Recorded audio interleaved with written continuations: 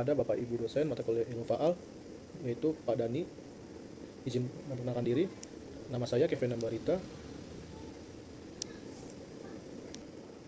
NPM saya 411-821-9124-0098, Prodi PCKR, Fakultas FKIP, Regular C semester 2.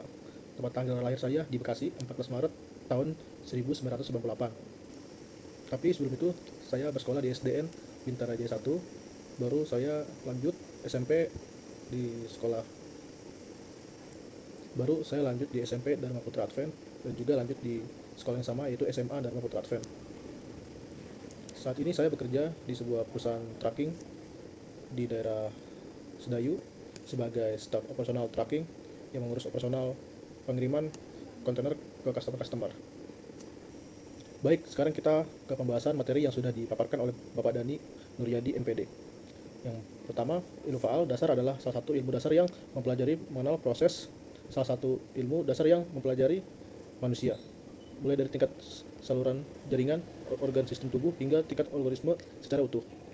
Yang kedua, ilmu faal olahraga atau fisiologi olahraga adalah ilmu yang mempelajari bagaimana tubuh manusia bereaksi dan beradaptasi terhadap aktivitas fisik, khususnya olahraga, baik dari segi fungsi organ, sistem tubuh, hingga kinerja secara keseluruhan. Baik, kita ke bagian pembuluh darah. Bagian pembuluh darah pada manusia itu ada 3, yaitu kapiler. Kapiler adalah pembuluh darah terkecil yang menghubungkan arteri dan vena.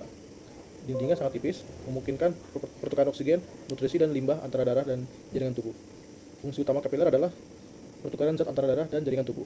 Yang kedua itu vena. Vena adalah pembuluh darah yang membawa darah kembali ke jantung. Biasanya membawa darah yang mengandung karbon dioksida dan limbah. Memiliki katup untuk mencegah darah mengalir kembali. Fungsi utama vena adalah membawa darah yang kaya karbon dioksida kembali ke jantung. Berikutnya arteri. Pembuluh darah yang membawa darah keluar dari jantung. Biasanya darah yang kaya oksigen, memiliki dinding yang tebal dan elastis untuk menahan tekanan darah.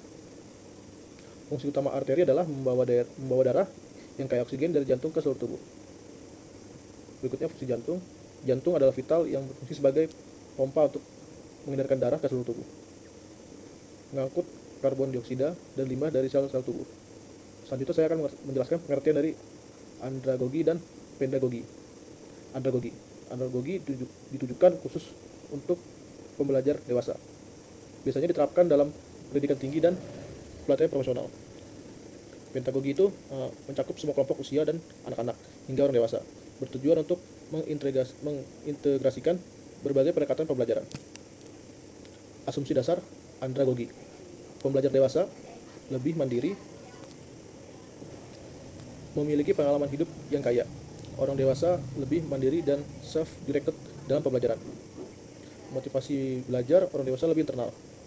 Pedagogi pembelajaran adalah proses seumur hidup yang melibatkan semua aspek. Setiap individu memiliki gaya belajar dan kecerdasan yang unik. Integrasi berbagai metode pembelajaran penting untuk semua usia. Metode pembelajaran andragogi lebih banyak diskusi, studi kasus, dan pembelajaran berbasis masalah. Menghargai pengalaman pembelajaran sebagai sumber belajar. Pedagogi mengkombinasikan berbagai metode pembelajaran untuk semua usia, menekan pada pembelajaran eksperimental dan efektif.